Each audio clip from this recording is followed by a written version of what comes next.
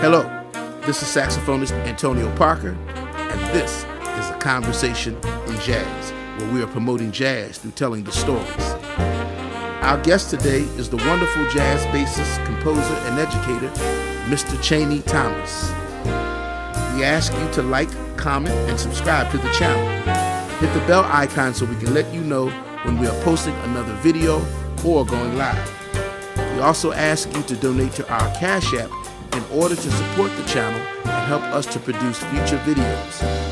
Our Cash App is $Jazzology 101. That's $Jazzology 101. Enjoy the video.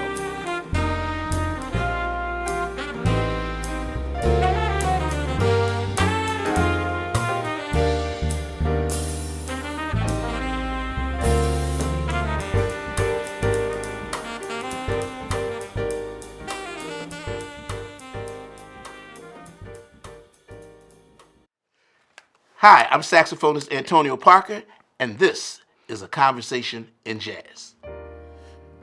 Our guest today is a veteran jazz bassist who has been in demand on the Washington, D.C. jazz scene for over 40 years. He is also an educator, composer, and a graduate of Howard University. He has performed with many notable jazz artists such as Buck Hill, Marlena Shaw, Freddy Cole, Stanley, Cowell, Johnny Griffin, and Larry Coryell, to name a few. Please welcome my big brother and homeboy, the wonderful jazz bassist, Mr. Cheyney Thomas. Antonio. Brother Cheyney, how you doing? Man?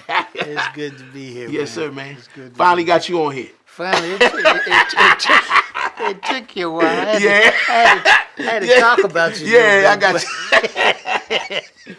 Well, man, this is A Conversation in Jazz, so Yes, sir. you know, and the concept is basically, man, to get to know some things we may not know. You know, I don't know where we met. Do you know where we met? I think First one. it actually was probably at Twins, I believe. Really? Okay. Yeah. Yeah, I don't remember. It's been Because you was a young cat. Yeah. And we was out there on the scene. Yeah. Yeah. We used to come around there. I was and the, play. Yep. Yeah, so I don't know where it was, but it's been a minute ago. It's been a minute ago. And yeah, we go a long way back, man. So I call this where we get to learn the story behind the story. Okay. You know, so my first question I always ask is, who's Cheyney Thomas? Cheyney Thomas is a jazz bassist.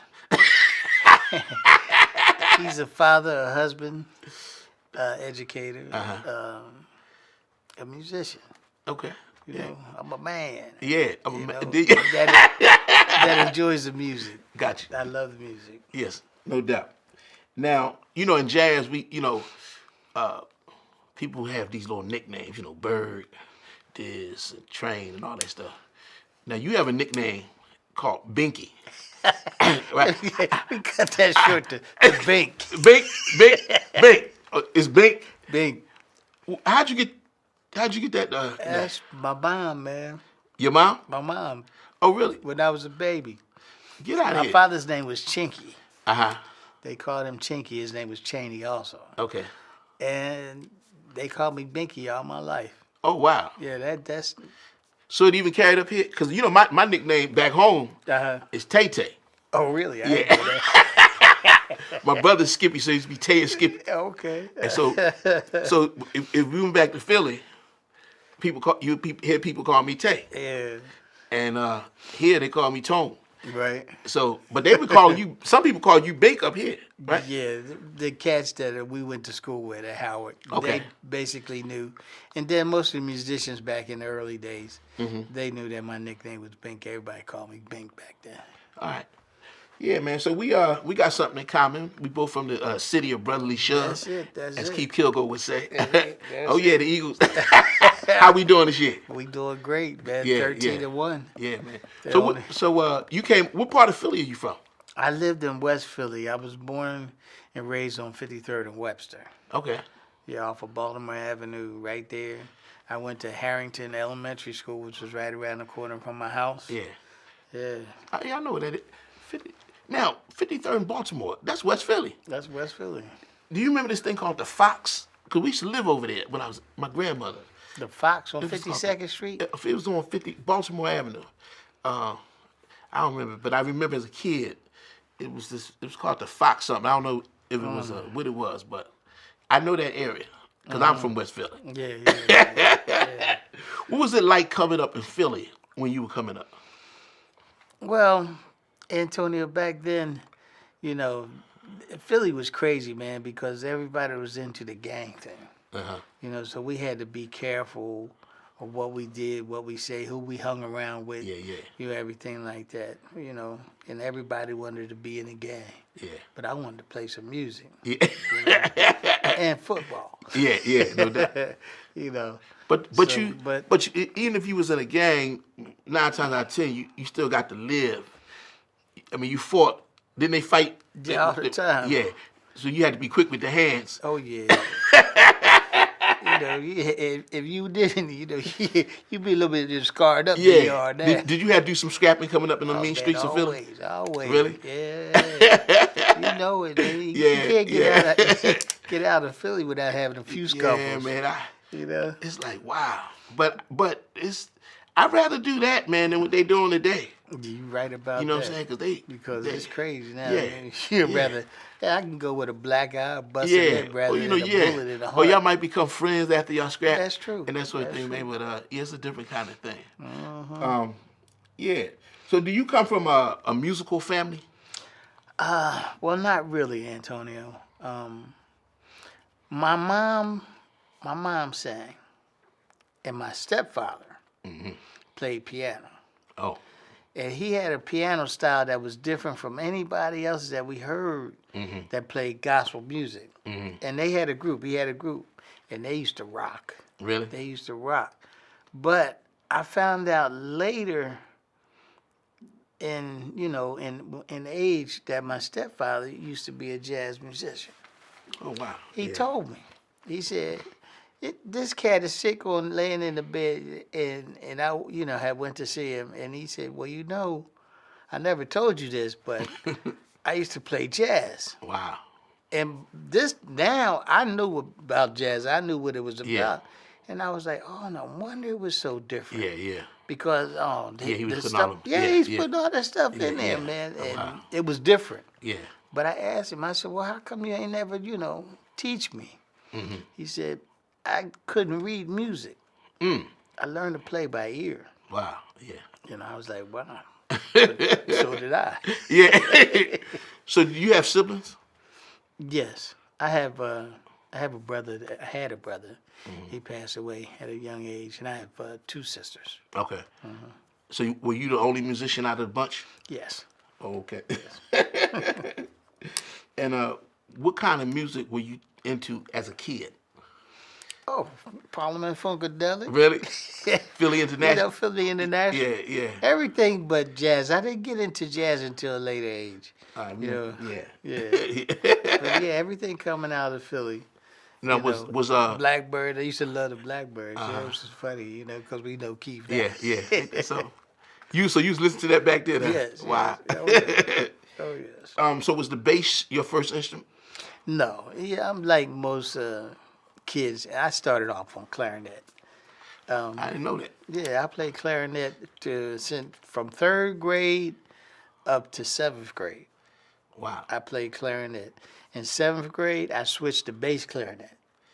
Oh wow. So I played bass clarinet all the way through high school. I was in All City. Really? Yeah, I was in All City. Get out of here. Yeah, played bass clarinet. Can you still play?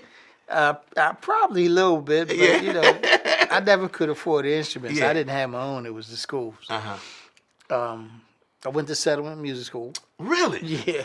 Dang, man. Did you go to one on South Street? Oh yeah. Wow. Yeah, that was the only one back then. Yeah.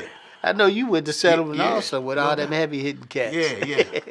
Yeah. Your class down there was awesome. Yeah. Wow, man, that's cool. I didn't know this, man. So, what made you choose? I'm sure getting acclimated to the bass clarinet helped you with that transition to bass. Kinda. I had started playing bass at an early age because I used to sing. I used to sing too? I used to sing in my stepfather's youth choir. So I didn't know you knew how to sing. Now when we do a gig, I'm like, when I was a kid, Antonio, your voice be real high. Yeah. My voice was real high. So when I sang, I always sang high. So I said, you know what? I ain't never gonna sing high again. I'm gonna learn how to play bass. Really? Yep. So I got the electric bass. What attracted you to the bass? Cause I didn't want to sing high no more. Really? I couldn't sing bass. So I played bass. Wow. So did you start with the electric bass? Yes. Wow. And how did you learn how to play the bass? I took lessons at Settlement, and I also took lessons on 69th Street at this little music store. I had a guitar player teacher that used to play classical guitar, and I told him that I would refuse to take my lesson until he played me a song. That's how awesome this cat was. And he would always play me a song. He had them long fingernails. He would play with his fingernails, He was like a flamenco classical guitar player, but the dude was awesome. But after he would play, my lessons always went very well. Wow. And I was like, I gotta hear you play something before I take the lesson. Really? Yes, indeed. That dude was awesome, man. Wow. I don't know I can't remember his name, but he had a serious effect on me. So when did you start going to Settlement? I went to Settlement for three years.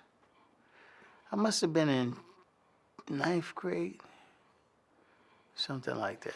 And you were studying bass and clarinet, or just bass? I was studying bass, clarinet, and electric bass. Okay. Wow, man. Now, were you familiar with Better Break Music Camp? No. Okay. Did you know Mr. Lovett Hines? Were you familiar with Lovett Hines? No. So you got there way before. Yeah. You know Robert Lanham, right? I know the name. Robert Lanham. He's lived here, but he's from Philly. It's a group of cats. You may be a little older than them. Anthony Hurdle, Kevin Otterbridge, Leonard Richardson was the bass player. I'm surprised you know. Now, did you have any cats around your age that were playing? Back then, no. Only the three brothers. It was three three cats. The mother was Oriental and the father was black. And I grew up with two of them played trumpet and one played tenor. Okay. So they were the cats that I used to go up with because they lived down the street from me. Wow. Yeah. Now, when you were coming up, were you familiar with Pieces of a Dream? Of course. Yeah. Okay. Yeah. So did you know those cats? No. Okay. Not personally. They lived over in they lived in Mount Airy somewhere. They're from Mount Airy, but when they started, I believe I was out of there. Because I graduated in '76. So you're older than them. Yeah. That's what it is. Okay. Yeah. Okay. It's starting to make sense there. Yeah. Oh man, was there a particular teacher that had an influence on you, and as a developing musician? You mentioned the guitar cat. I mean, was there somebody that really helped you to focus?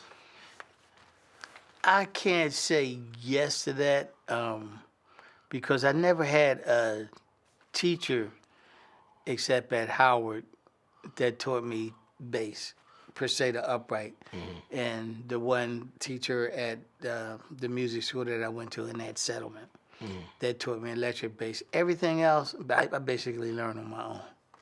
Wow. So you self-taught? Pretty much. Yeah. So did you always have a good ear? Yes. Really? Yes. You had perfect pitch? No. I just had. So what was your ear. process for developing? I mean, how'd you learn? How'd you teach yourself? I mean, did you just? Well, I knew how to play bass, right? So I could play bass, but I didn't transition to acoustic bass, or actually never even had played one until I went to college. Yeah, I'm talking about before college. Before college? Yeah. Oh man, I used to listen to the radio and play with the records. Really? Yeah, Brothers Johnson, George, Larry Graham. Yeah, You know, I was a those. talkative. I played. You know, you had to learn the line. I think that's. And You know what, play man? that. I think that's one of the best ways to learn. It's just like doing what they call Transcription. transcriptions, you know, but you just learning it. Yeah. And you have to, you know, playing them lines, you have to play them right. Yeah, You know, you can't go fake it. Now, were you gigging in Philly? No. You wasn't gigging in Philly? No. Dang. So, so basically, you have an interesting career. So basically, your developmental years, with you being self-taught, did you play in the schools, like the band, high school? Yeah. Where'd you go to elementary school? Clarinet. You went to Harrington And Elementary School. then where you go to middle school? I went to middle school in New Jersey. Okay. We had moved to New Jersey, and that's where I actually started playing clarinet. We were in New Jersey. They had a band? Yeah, but when we were in 9th grade, we came back to Philly. Okay. What part of Jersey was that? South Jersey. Man, we lived down in the boonies somewhere. Yeah. There wasn't nothing happening. Yeah. Then you came back to Philly? Then we came back to Philly. We came And back you went to to high Philly. school? Yeah, went to high school, went to Bartram. Okay. John Bartram High School, played in the band, in their little tiny jazz band that they had, you know. But then I'm teaching myself, you know. So really wasn't into jazz, but started to transition. Yeah. Listen to more, get an idea of what it is. Didn't dig jazz yet. Yeah. You know. Yeah. Did you know at a certain age that I want to pursue music? No. It was my senior year of high school. We were at summer music camp, and we were outside playing football. And I fell on my shoulder, broke my collarbone. That's your NFL career. That was it for football. Yeah. So I had to concentrate on something. So all of my interests actually went to music. So I started playing. I had a buddy of mine named Kenny Jenkins. He actually went to Howard for a minute, played guitar. We used to play together all the time. And I guess that was the beginning. Gotcha. Yeah. You know, it took an injury to get me started. You mentioned you were in All City. The All City, was that All City concert band or jazz? All City concert band. Okay, yeah. And what did they? We used to rehearse when I was at a girls. Girls' side, yeah. Up on Broad Island. Yes, indeed. Yeah, yes, man. indeed. Yeah, that was a great experience. Yeah, and so you were playing. You got to get to know some of the musicians across the city. Yeah, but you know, still we would just go. We go up and we play, and then we go home.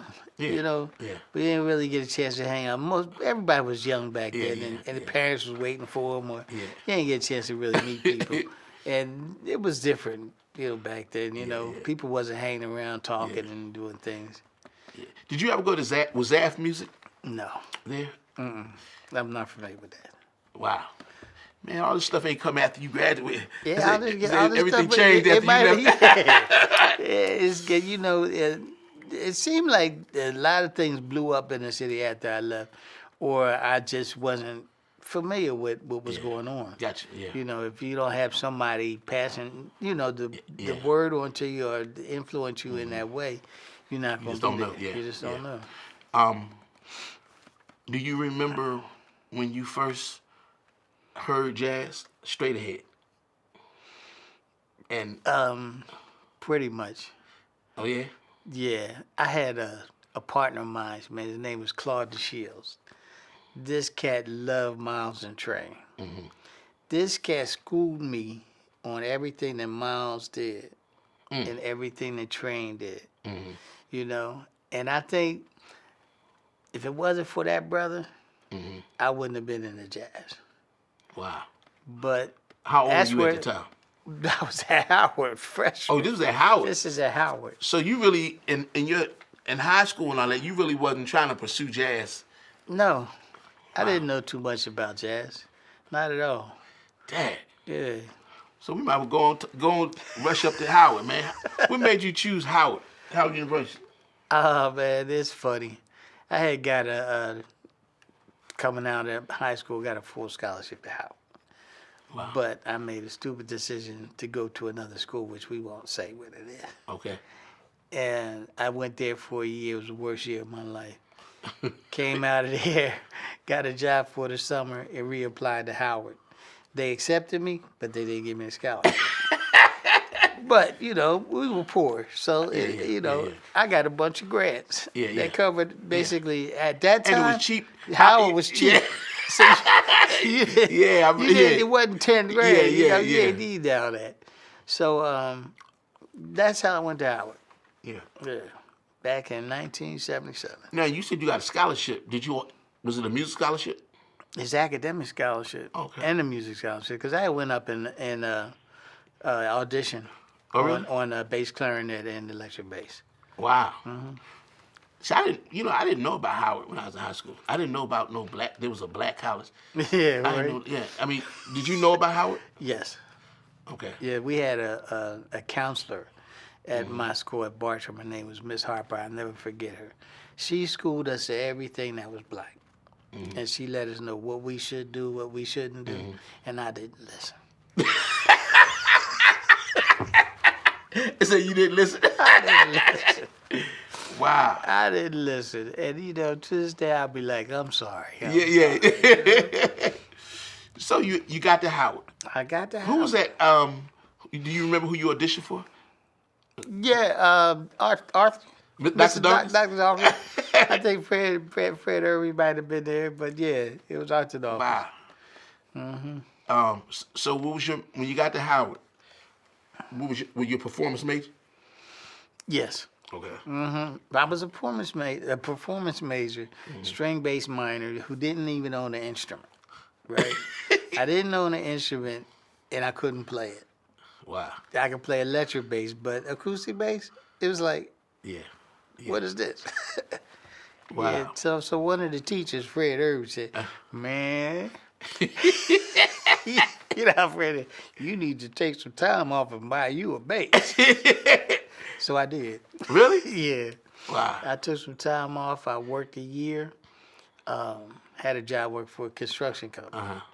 Worked for a construction company in Philly. Mm-hmm. And we used to walk by this music store all the time, and I see this bass in the window. I went back and bought that bass. Acoustic? Yep. The same one I played for years. Really? Yeah. That was you still got it at the crib? Yeah. You still got it at the crib, That's right? a student mile bass, right? Yeah. People was like, man. Is that the bass you played, that you toured with and played with all these cats? Yeah. Wow. Yep. It was an Engelhardt. Uh-huh. Engelhardts ain't supposed to sound like that. Yeah. Yeah. The cats was like, man, you get a vicious sound out of that bass. Oh, thanks. Yeah. Well, even before you got to the bass, so when you were at Howard, mm-hmm. were you primarily, you said, okay, you said were you focusing on clarinet? No. We didn't do clarinet because I didn't own an instrument. Okay. I was playing electric bass, but I was using the school's instrument to learn acoustic bass. Okay. And, doing all that with Mr. Mm-hmm. White and all that. Everything else you had to do at Howard. Yeah. So did you at some point put the clarinet down? Yes. I put the clarinet down and I put the electric bass down. Because I fell in love with the acoustic. Really? I fell in love with the acoustic. What was it about the acoustic bass that Man, it was the sound. Uh-huh. It was the sound, it was the feeling. I mean, once I got into understanding the instrument, knowing how to play it, mm-hmm. and you couldn't help but love it. Yeah. I said, this is what I want to do. This is what I want to play. So would you say you were a late bloomer in terms of jazz? Yes. Very late. Very late. My bad, that friend of mine's, man. I was like, man, how come I can't get no gigs? I said, everybody around here working. Uh-huh. He said, because you can't play. Wow. Really? Yeah, yes. I went in the woodshed, Antonio. Really? I went in a woodshed. Wow. Right? And me and a cat named Emmett Nelson. Emmett played alto. He's passed away now. You used to tell me about this cat. This cat, he played more stuff than a little bit. Emmett, he was vicious. And we used to practice together all the time trying to develop and understand how this music went. So Emmett would play all this, but he was always coming out wrong. Yeah, at wow. the end, Yeah, he would overplay the line, Uh-huh. and but he was awesome, and he was actually, because I had a band. It's funny how it came about, but I used to play at this club over on 14th Street called Les Nices. Yep. And Emmett was one of the first cats in the band. It was Emmett Nelson, Cameron Brown, a cat named John Apperson played drums, and Aaron Graves on piano. How many nights a week y'all play? 6. 6 nights a week? 6 nights a week. How much y'all make? About $70 a night. Oh, you was getting paid. Yeah. You was getting paid. Yeah. But it was cool, man, because the club was jumping, Yeah, yeah. And everybody somebody used to come through, man, and we developed. Yeah. Yeah, that was a great But let's gig. go back and I want to see how you got into jazz. I mean, you mentioned that this cat. Yeah. This cat.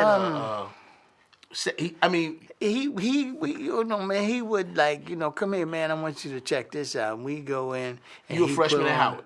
Yeah, bound about this time. I had my own idea of what jazz was. Yeah. And I had. But did you like records. jazz when you first heard it? Yeah, loved it. When you first heard it? Mm-hmm. Yeah. You knew that. Didn't understand it, but Okay. yeah, I loved it. The fact that this cat could play his instrument and have this effect on everybody who listens to it. And I'm speaking to Trey. How Who's this? John Coltrane. Yeah. How he could mesmerize you. Yeah. And just take control of your ear and your mind. Yeah. Yeah. And I was like, man, I sure like to do something like that. I want to be able, or just to be able to play with somebody who could play like that.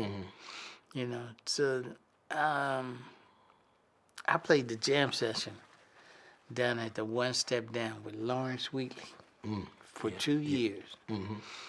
And I learned more about jazz from this cat than anybody else. Lawrence Wheatley? Lawrence Wheatley. Wow. He helped me develop my ear because he would never tell you what He was gonna play. He would just be playing. Wow. And he would say, watch my left hand. So I learned how to watch that left hand and play, Wow. But it's just so much that he taught me, transitions. He showed me walking bass lines because he would walk bass lines on the piano. Yeah. And they were perfect. Yeah. But I'm like, wow. So I have to say that the way that I walked the bass probably came a lot from him. Wow. So you don't have a theoretical approach that you kind of was following your ear? Yes. Wow. Yes. That's heavy, man.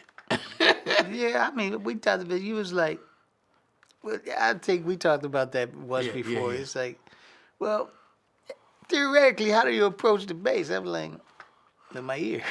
Yeah. Yeah. But that's where basically y'all came from. Listen to music, listen to the different bass players play, but once you understand the concept of jazz, put it together. Now, was there a particular bassist that really influenced you, like who had a significant impact on you? Yes. As a musician? Who was that? Paul Chambers. PC? Mr. Yes, PC? Sir. Yes, sir. What was it about Mr. PC? The way his solos were so lyrical. Yeah. No doubt. And so I started doing Paul Chambers transcriptions and just playing whatever Paul Chambers was playing, but then I found myself sounding like Paul Chambers. And I said, I don't want to sound like Paul Chambers. I want to sound like Cheyney Thomas. Yeah. So I stopped doing Paul Chambers, started listening to other bass players, and tried to develop my own concept as far as playing was concerned. Oh, wow. Wow, that's beautiful.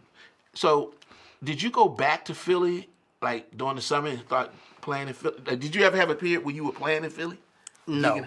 No? No. So you didn't know Bootsy Barnes? Well, I knew Bootsy, but I met Bootsy down here.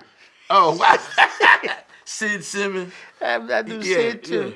I went up, did a couple gigs with Sid. Yeah. I met Sid down here too. Wow, know? Philly don't even know they got a bass player that's, Yeah, true. Yeah. They know. My man Webb Thomas, Yeah. Webb called me for a couple times to come up and do some gigs up there. So he hit me to Sid and a lot of those cats up there. Dang, man. And some of the club, like, did you ever get to meet Grover? No. Wow. No, never did. Wow. And I used to listen to Grover. I love Grover. You can't be from Philly and I love Grover used to come, man, and do workshops with us, man. Wow. Back when we were coming up. Yeah, wow. Man, I tell you. Oh man. Oh, tell me. Remember the story you told me about Hank Mobley? Tell me that. Tell the people about that story. Man, it's funny. This was when I was in elementary school.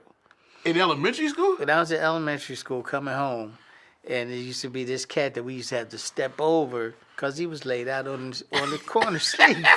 He was on the corner He sleeping. was on the corner sleep. So later in life, I was coming home and I was carrying my bass in the house coming home from college.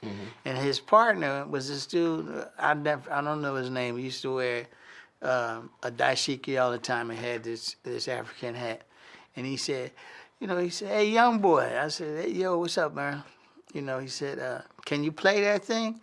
I said, I'm learning. Hank Mobley said this? No, this was Hank Mobley's buddy. Yeah. He said, well, that cat, he said, I know you remember because I was there. And he said, well, you stepped over this cat, and then when you go home. He said, that cat was or is, because he was still alive at the time. I said, no, he said, that was Hank Mobley. Wow. And at this time, I knew who Hank Mobley was. Wow. I was like, you got to be kidding me. I said, Hank Mobley? Yeah. And wow. So he was laid out, huh? He was laid out. But Hank was later in life, he was doing a jam session out in Southwest Philly in a place called Pascal out there, a little club that they had out there. And he was on a jam session out there. I used to drive, it was on a Wednesday night, drive from D.C. to Philly to go to that jam session just so that I could see Hank Mobley. Wow. But he, every once in a while he'd get a restricted, he'd get a flashback and he'd play something and he'd be, Yeah. I got to see him one time it was a club on 40th and Market called Natalie's. Natalie's. Yeah. Yeah, Natalie's been around. And it's funny, he said the same. I was in college, I had my horn. I would go sit into the jam session, all the old heads. And he came over to me and saw me with my case. He said, can you play that thing? Said the same thing. That's what Hank said to me, man. And I didn't know who he was at the time. Right. This trombonist named Tony. What's Tony's last name? I can't think of Tony. I can't think of his last name right now. Anyway, trombonist, man, and he said, "You know who that is?" I said, "No." He said, "That's Hank Mobley." It was Hank Mobley. I got to hear him play on one lung. Yeah, man. Hankenstein. Yeah, man. Wow. Yeah, man. That's beautiful. Live at Carnegie Hall. Yeah, man. With Miles Davis. Oh, man, that's a swinging record right there. Wow.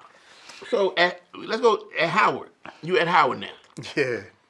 Who are some of the cast musicians that we might know that were there when you were at there? Howard when I was there? Yeah. Well, Clarence C. bassist, great bassist supreme.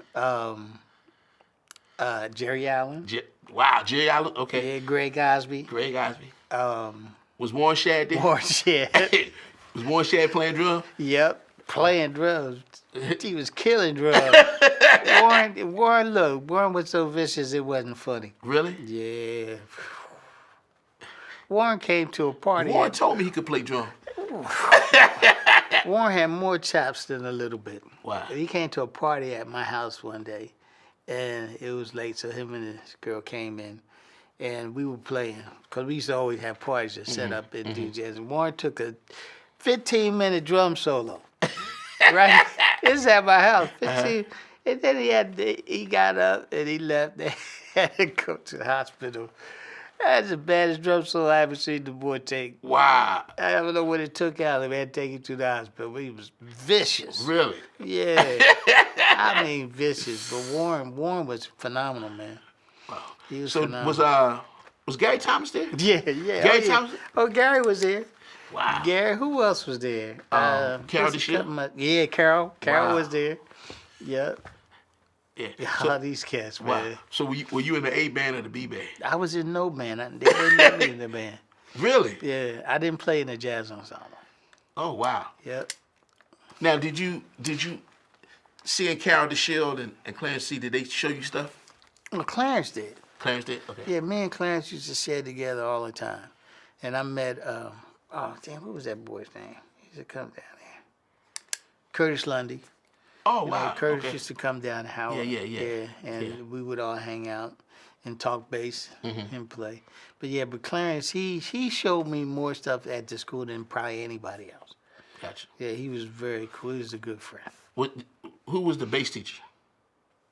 Walter Berkedahl. Were you studying classical bass? Yes. Yeah. They didn't have a jazz bass teacher. And some of your professors, you mentioned Dr. Dawkins. Mr. Irby was there. Yeah. Was Dr. Stone there? Yes. Yes. Dr. Stone was there, man. You know. Was Mr. Patterson there? No. Okay. No. But Mr. Penn was there. Mr. Penn? Yeah. Dr. Penn. And Dr. Stone, man. He was funny. He was funny. He's like, you forgot to transpose. We had to do these charts, right? I did straight no chasing. And I forgot to transpose the part. And when they played it, oh Lord. And you know, Dr. Stone could hear a fly piss on cotton. That's it. You know, one time Dr. Stone, we were playing in the jazz band, and he came in. Stop! He stopped the band. Trombone. That's a B flat. You play B. Doc could hear around the corner. Hear around the corner, man. Yeah. Wow. It was awesome. Now, did you do a lot of playing around campus? Well, we used to play outside. Outside of campus? Yeah. Outside of fine arts. Outside of fine arts. Yes, I did more playing outside in D.C. than I did at the school. At the school, you know, then everything was going on outside. You know, we weren't doing that much playing inside as far as just getting together and shit and doing things, unless you had something you had to rehearse for. You know, y'all had all those bad cats there, and y'all wasn't getting together hitting. No, they might have been, but it wasn't me. Yeah. You know. Now, did you feel like overwhelmed? Like I got a lot of work to do, that kind of vibe? No, because I don't look at things like that. It'll come. If it's gonna come, it's gonna come. I got you. Yeah. You know, and time. You know. Yeah. I wasn't in no hurry. I was in college. Yeah, no doubt. Did you graduate? Yes, I did. Yes, I did. It took me a minute. Yeah. I had to take off a couple of years, Yeah, you know. Take off, come back, take off, Yeah. come back. But I made it. I got my paperwork. So was it? What year, sophomore, did you start really getting on the DC jazz scene? Well, I was probably a junior because I had already taken off maybe a year and then another year. So I was, moving, but starting to play more outside. Meeting actually more of the older cats that were in D.C.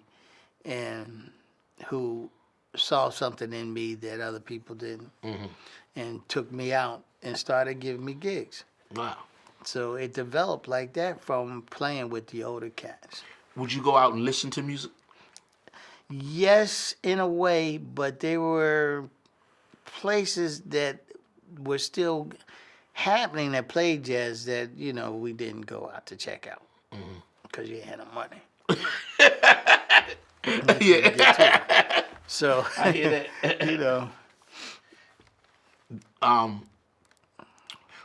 So do you remember your first gig? Yes. Who was that at? My very first gig was with at the Pigfoot. The Pigfoot. I heard about the Pigfoot. The Pigfoot. That's on Rhode Island Avenue? Yeah, with Bill Harris. Yeah. With Bill Harris. And I didn't even have amp. And I played at the Pigfoot with Bill Harris. And I had blisters on my fingers that burst, and my fingers after the first set were bleeding. Wow. But, this hand. Uh-huh. But, still played, hurting everything. Really? Yeah. Wow. But that was my first gig, playing the blues with Bill Harris. Were you nervous? Yes. Yes. But I made $50. Yeah. Hey, Might have been 40. Yeah. But What were the jam sessions? I mean, DC goes through these cycles. Yes. Like you had a cycle when you got here, there was, because I've never been to Lanisa's, and I hear you talking the Pigfoot. So what were the clubs when you were in DC that was happening? Jam sessions? The one step down, there was a place called Philly's Finest. Okay. Which used to be Mr. Wise. Okay. Yeah. There was a Moore's Love and Peace. Those were the clubs that were like Uptown Rhode Island Avenue, where all of us used to play, all the basically the cats that were learning this music and playing. Just like Davey and Esther used to play at Moore's Love and Peace all the time. Wow. You know? And that's where I met Ron Compton. Yeah. And a bunch of other cats. But Mr. Wise, which later became Philly's Finest, and Mr. Wise did the jam session up there, and then later Philly's Finest, he took over. He's had a cheesesteak place downstairs. And Were they like Philly cheesesteaks? Upstairs, yeah. They were? Everything from Philly. That's why I call it Philly's Finest. Amorosa Rose. Yeah. Wow. But yeah. That's and they still had the places down on U Street, places like that, like the Camerons and all that. They were still happening. Yeah. But these were the places that we could go and play. Yeah. So was your confidence growing as you were? You mentioned like you were playing with Lawrence. Yeah. At the one step, you was go to his step. Was your confidence? Oh yeah. Growing. Yeah. Oh yeah. I was getting stronger, more confident in playing, and more knowledgeable. So, 2 years with Lawrence Wheatley, man, I was ready to play with anybody. Really? Yeah. How'd you learn? What's your process for learning songs? Well, I like to listen to. Did you have a fake book up there? Oh yeah. Yeah. We had fake books at the house. Yeah. We ain't had the phone back then with all the apps and everything. Yeah. We had to carry the books. Yeah. But Lawrence be like, no, you can't pull that out. Use your ear. Oh, he said you couldn't pull out the fake book? Yeah. Wow. You don't need that. Use your ear. Who was the saxophone player that used to play with him? My man. Maurice Loud. Maurice Loud. Yeah. I remember Maurice. Yep. Awesome cat, man. Yeah. Those cats, I tell you. Wow. These are cats, man, that were giving me gigs and I was playing with and helping me to develop. Lawrence, Maurice, Nat Turner. Don't forget the blues. Mary Jefferson and her husband, Mark Hill. So you begin making a name for yourself in the area? Yes. Yeah. All right. Yeah.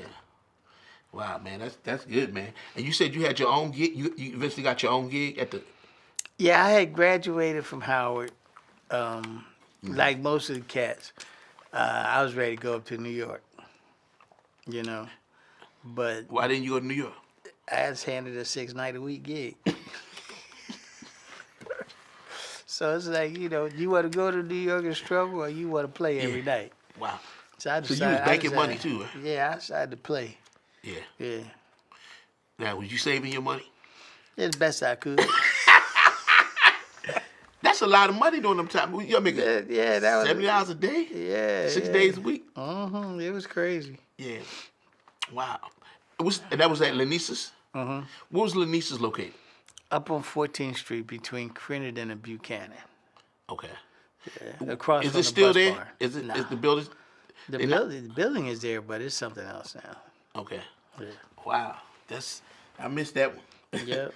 So we used to play there. Did Tim Warfield come at least? Tim played in the band for a while. Really? Yeah. You want Tim? Yeah, Really? Tim was at Howard. Tim was going to Howard too. Tim was at Howard. I forgot to. Tim was at Howard. Was he at Howard with y'all? Yeah. Really? Yeah. Yep. So Tim played tenor in the band. After Emmett. Wow. When Emmett left, Tim. Man, when I first heard Tim Warfield, bro. Yeah. Tim, man, had something special. He did. Oh. He did. Tim blew me away, man. Blow my mind, man. Yeah. They used to bring in them great tunes that we used to play, man. Really? Like, Unit 7. Uh-huh. Yeah, yeah.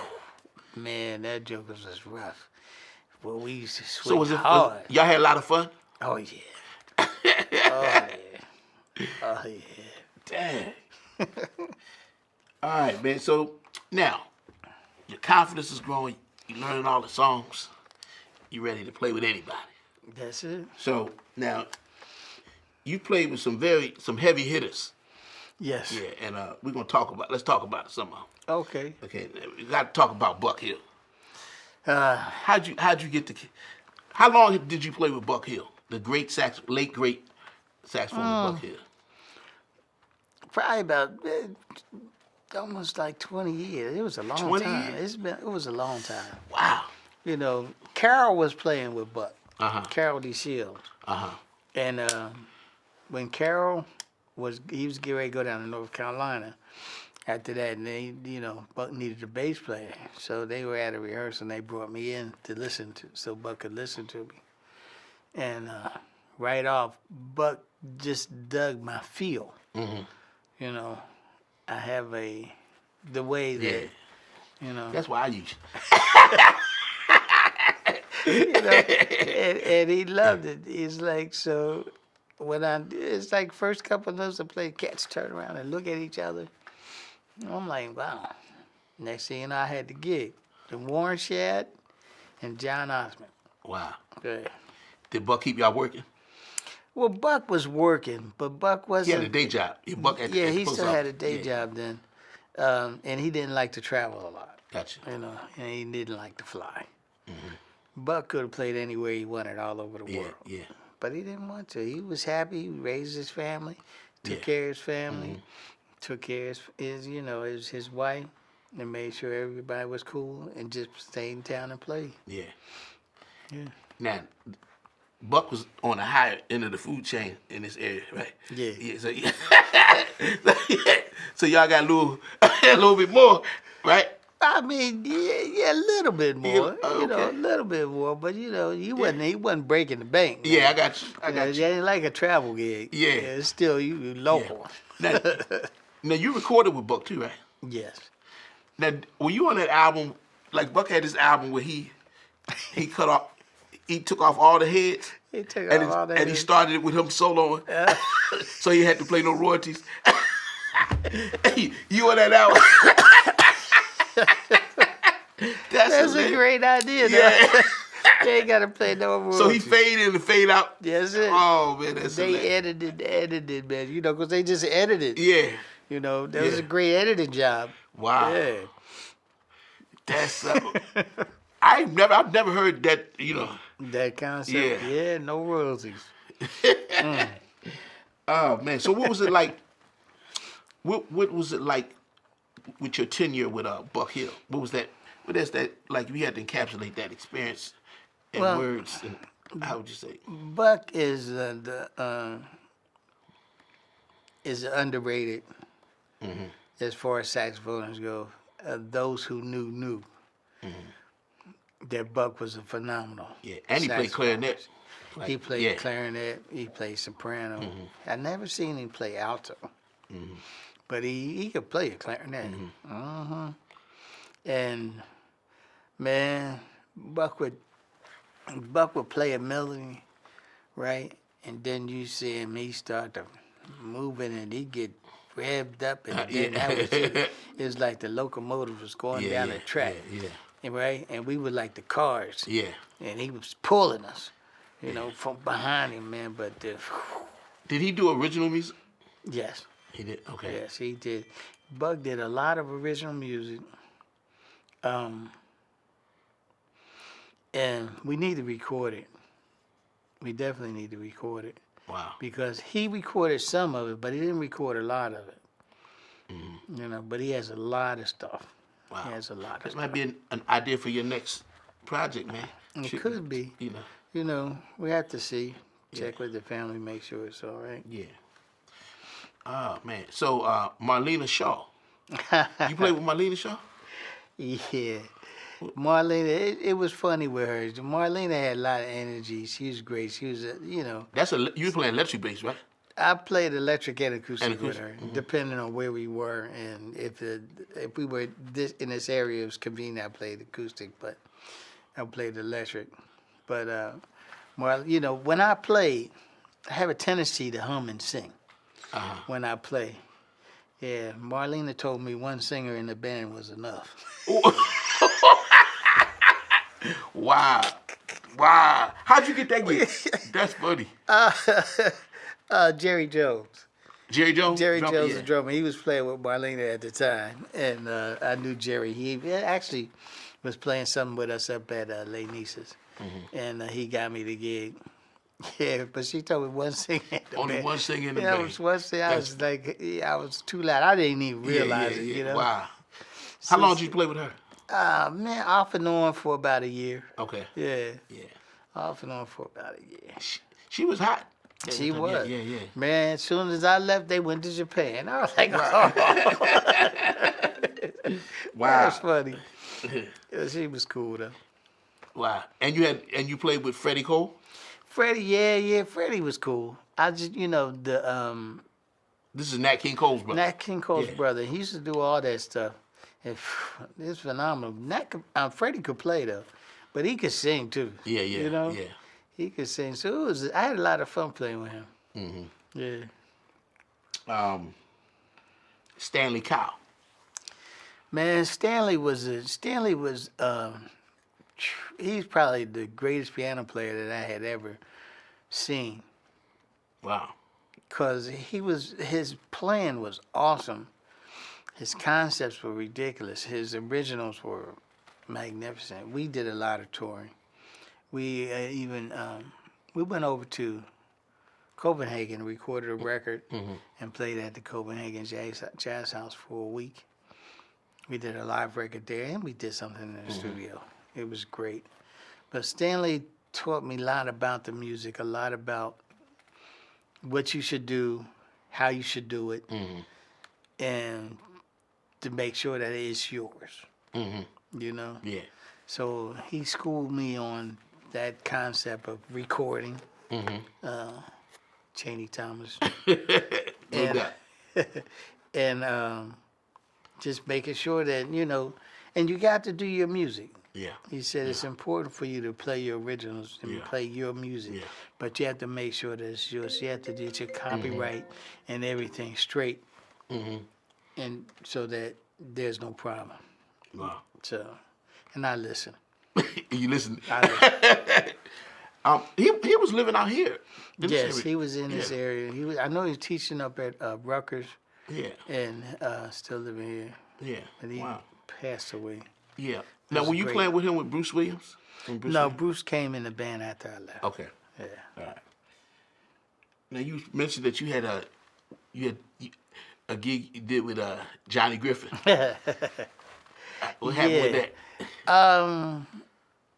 It was funny because I was doing a jam session down at the One Step Down, and a friend of mine, his name was Billy. Billy used to come and hang out all the time, wherever you were. Billy was a jazz lover, and he knew all the cats, so he knew Johnny. So he came down to One Step Down. He said, he told me, he said, Johnny's coming to town. I said, really? He said, this weekend. He said, I told him about you. I said, okay. And at the gig, Johnny came into the One Step Down at the end of the jam session, so Billy introduced him to me. And told Johnny, said, Johnny, you should get this cat. This cat can play. So Johnny said, okay. Come on down Friday, you know. I thought I turned that thing off. So I came down. We did the gig. He told me to come back Saturday. Wow. Just had the one step down. Oh, it was great. He said come back. Yeah. Yeah. Yeah, but it was phenomenal, man. Johnny, whew. Did he play that upstairs stuff? Yes, he did. Yeah. And I was young and strong back then, so it was no problem. Really? Yes, indeed. Now, do you have a concept for playing real fast? Just hang on and just hang on for dear life. Hang for dear life. You know, it's like, but I was young back then. I could play that fast for hours. It didn't make no difference. Wow. You know? Yeah. Now I give it about 5 minutes and I'm done. Yeah. Wow. Yeah. What about Larry Coryell? Oh man, Larry. We met Larry through actually Stanley, and I was with Keith Kilgo. We did the trio with Keith Kilgo, Larry Coryell, myself, and we did the Merriweather. Okay. What's that one out in Virginia? I know you said I can't think of it. I can't think of the name, but we did the gig out there, and Larry asked us, did we want to go on tour? Wow. He was like, oh yeah. So I had to go home and ask my wife. Though. Yeah. Now, were you playing electric? No, we played upright. Really? Yeah. Okay. We played upright on that gig. Wow. So we went down there, and then we went on tour. We went to Spain. Where did we go? We went to Spain, to Israel, to a Middle Eastern. Israel was Morocco? the last time. No. We toured all the way across Spain. I can't think of it. Anyway, the concerts were phenomenal. Wow. You know, and Larry was phenomenal, and it was great. And we were in when we were in Israel, we were on a gig because we played a couple of big concerts. Then we played this club. Max Roach came into the club. In Israel? In Israel. Wow. Max Roach came into. They were doing a documentary, and they shoot doing this documentary. Really? They shoot, and we sit down talking to Max Roach. Wow. I never saw the. I don't know if the documentary came out or what, but it was man. Wow, man, that's cool, man. Yeah. Did you do a lot of traveling? I mean, have you? Who have you? Well, have you traveled? Not a whole lot. You know, I did enough. I traveled with Stanley Cowell, with Larry Coryell, and then a couple of sporadic hits here and there. You know, I've got to see some nice places, some beautiful places, and I had some fun. You know. Yeah. Now, was there a period in your career where it was like you were like flying, like it was like you was in just everything was beautiful, money, everything was just like rolling. Well, I'm sure that's probably the time. I was teaching jazz studies and electric bass techniques at GW, playing 6 nights a week at this jazz club and freelancing. Yeah. You know, so I was strong. The concepts were there. Yeah. And just having fun, man. Yeah. But I was young. Yeah. Being young makes a difference. You know what I'm saying? You also did a long stint with a saxophonist Antonio Parker at a club called HR 57. You remember that? Yeah. You know, HR was a nice hit, man. Yeah. We actually developed a great concept, and we had a phenomenal band. Yeah. And great moments too. It's great moments. We had some great moments. And you know what I like about it, man? Then after the break, we hit that chicken wings, with the red bean and the greens, man. That's what I'm talking about. Man, that was a lot of fun, man. Yeah, that was a good hit though. Well, one thing I learned about that doing when you playing with the same cats over extended period of time, y'all kind of it's like y'all know each other, and it's that everything can come together. It's like. You know. Yeah. So that lets me know having a band is very important. It's very important. Yeah, because it's very important. Well, you know, that's why we did that. You know, when we did the record. We're gonna talk about you. We're gonna talk about your records. Come on, now. You know we're gonna talk about that. But that was a great,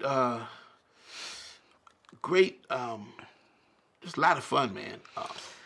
And then, you know, another thing about those things is like when you write a song, it can develop just through planning. Well, yeah.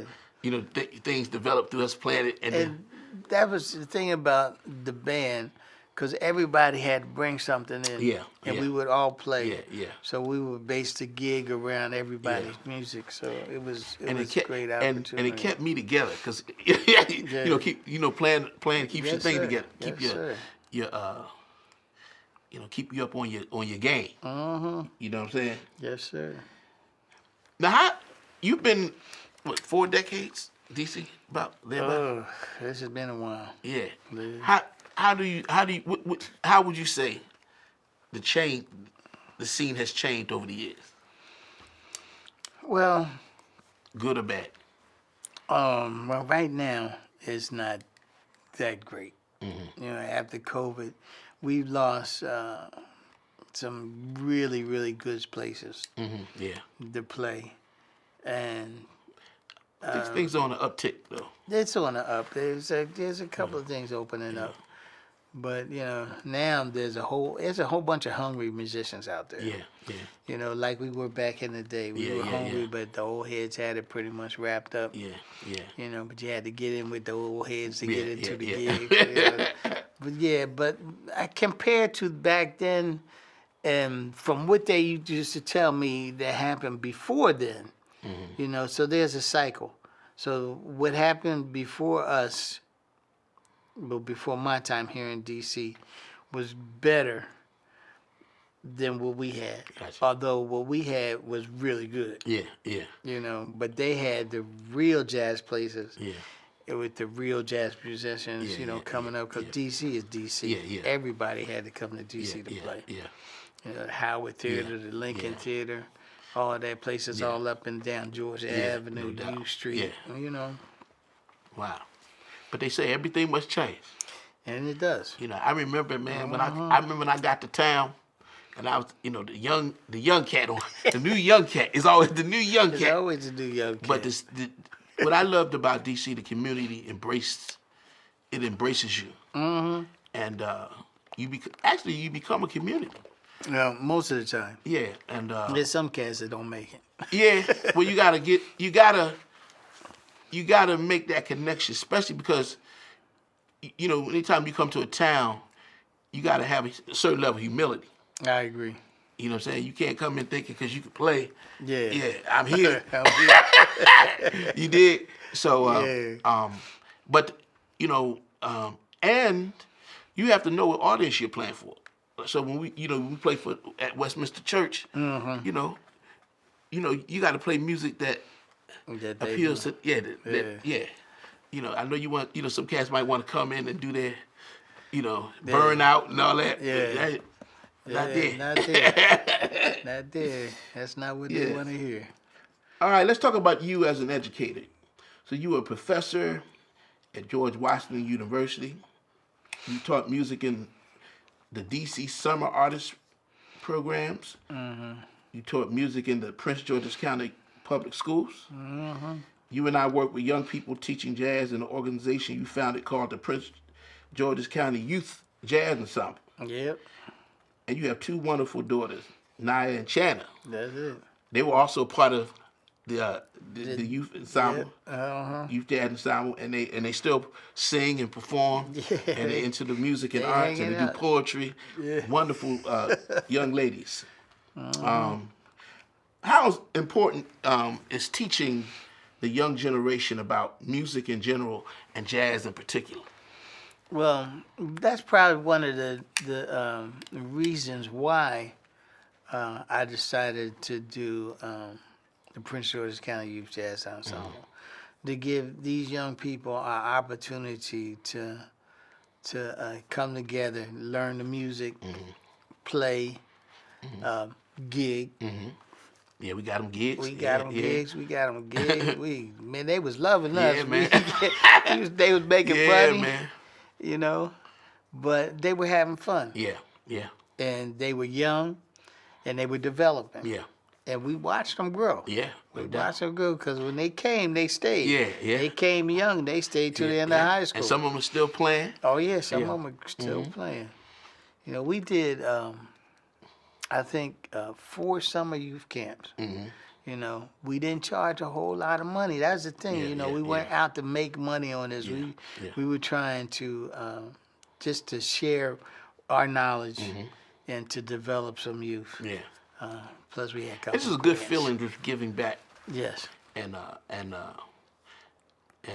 helping young people. You know, particularly in the, you know, with a lot what's going on in the community. You know, nowadays it's just good to grab some and get them in a positive direction. You know, and some of them we help get through, go to college. And that sort of thing. So man, that was made a difference.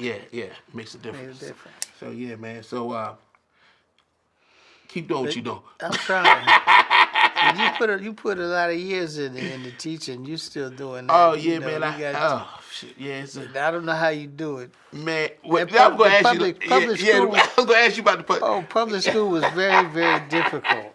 Very difficult, and I tried. Man, you go in thinking you gonna save the children. Yes.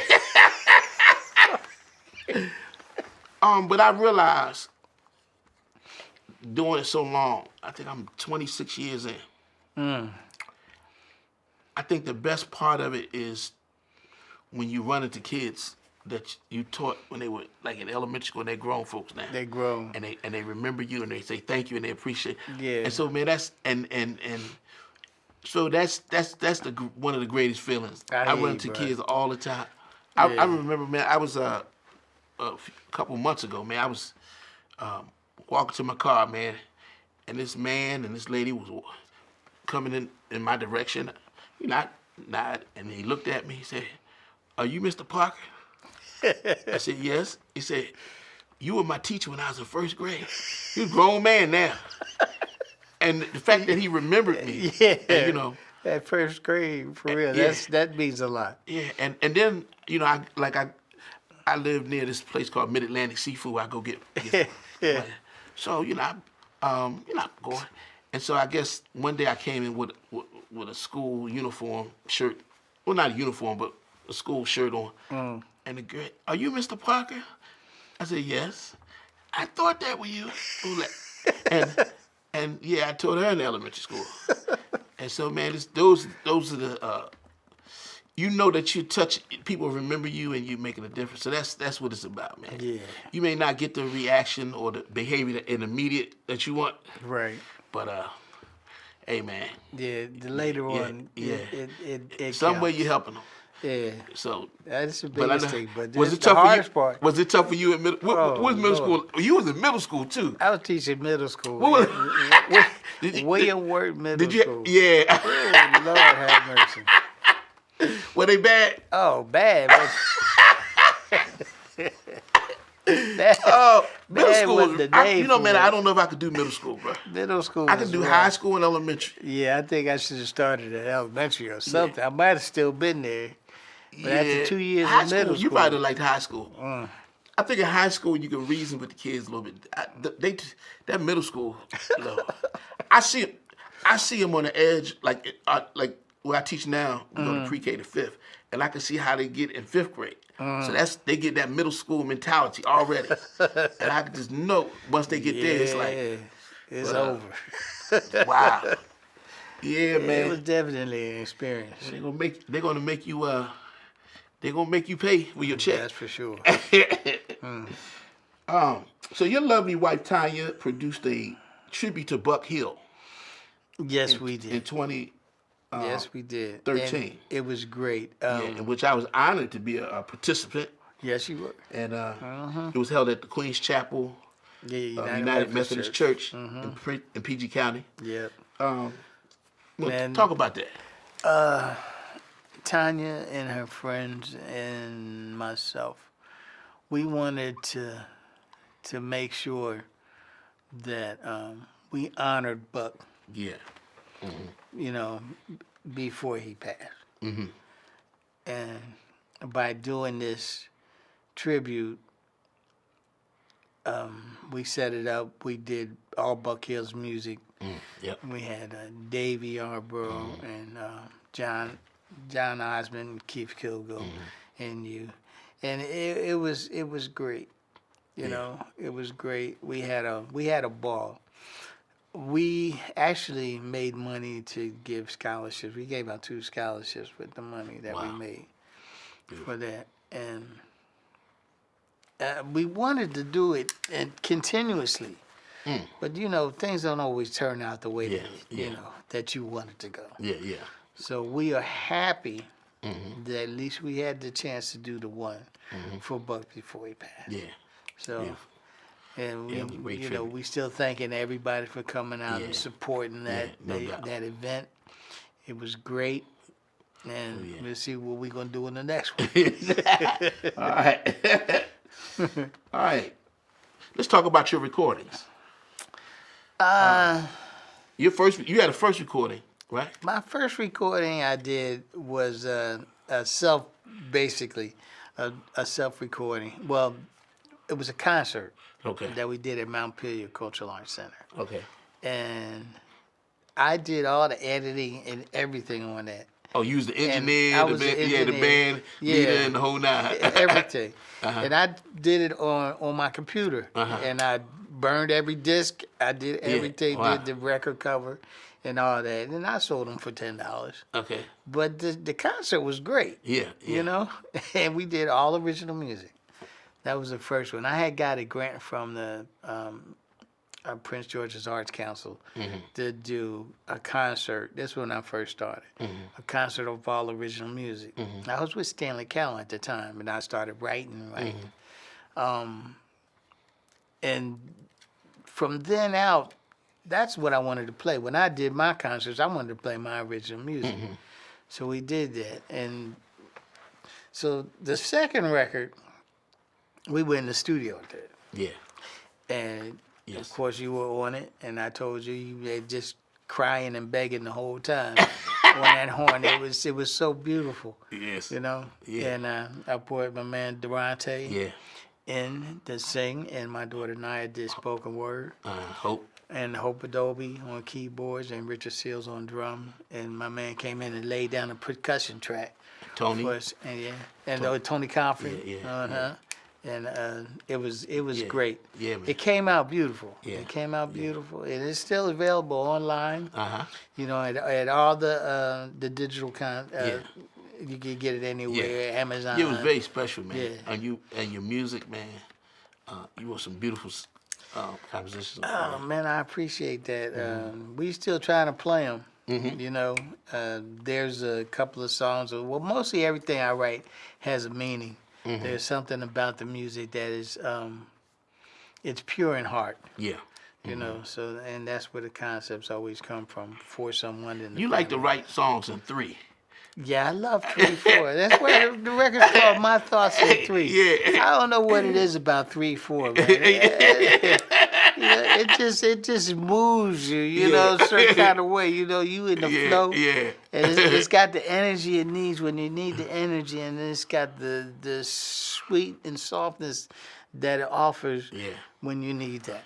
You know. Do you have a process like for composing? 'Cause how'd you get into composing? A lot of times I would develop either a bass line and go from there, being a bass player, and go from there. Sometimes I will hear a melody and write it from off of a melody. You know, I don't have a certain way of composing music. I compose when it comes to me. Gotcha. You know, I can't sit here and say I'm gonna write a song. It comes through inspiration. Inspiration. Beautiful. Yep. You're also a band leader. What is it like? Do you enjoy being a band leader or being just in the background playing bass? Because I know there are different challenges as a leader. As a leader, well, you know, all the cats that we play with, that when we play together, we're all leaders. So we all understand the concept of the music. We all, and with my music, I didn't tell you the concept of play on the music. We rehearse the music, and everybody, I'd say, okay, this is the music, but I needed to be you. Yeah, yeah. You know, yeah. and say I needed that music to be you, and the way you spoke on the music was you. Yeah. It's just my music, but it's Antonio's concept. And it's the same with everybody else, with Hope, with Richard, with everybody. Yep. You know? No doubt. I know. So, yeah, man. But, yeah, man, very, very good. That was a great experience, man. I mean, I was just happy for you, man, because it was time. It was time. It was time, man. Something we had talked about for a lot of years. And you buckled down and you did it. Had to. I'm ready for the next one now. I just got to get some money. Yeah. That's always the deal. Oh, man. Final questions. Okay. Yeah. Let's take, just give love to your lovely wife, Tanya. Oh, yeah. Hey, and, baby, what's up? Yeah. She's been very supportive of you and your endeavors. How's that? Y'all have a kind of, a relationship that is, when I, just from looking at it from the outside, man, it's like y'all support each other. I really admire that. I mean, when you've been together that long, Antonio, you know, you have to learn to understand each other. Yeah. She knew what I wanted to do, and she knew how she could help me do it. Yeah. You know. Yeah. So. And she's always been like a social. She's like she loves. She's been like to me the socialite. Oh yeah. That's her and her girls. You know, always out there. I mean, if you need something done, they are the ones that can do it for you or get it done for you. And your daughters, are they like mom? In their own way, they are more artistic though. Okay. You know, they are more artistic than theirs, like mom. The mom she's the go-getter. Gotcha. And the get-it-done person. Maybe Channa, Naya's an artist. Yeah. Channa is more like her mom as far as trying to get something done or finding a way to get it done. Wow. Yeah, but Tanya is a go-getter. She need something put together, she will put it together for you. Gotcha. You know? Yep. Yeah. Can you share that story about Tanya discovering that she had a blood sister, a sister, and that she didn't know about, right? Right. And that, like, end up being related to somebody that. It's actually an amazing story that blew me away. I mean, she took the DNA thing and took it to somebody. As a matter of fact, there's a song. I wrote the song, of course. And the words are all in there. She took it to somebody that could help her find what she wanted to know. They came back telling her that she had a sister. Wow. A blood sister living in Virginia. So she called her. They got together.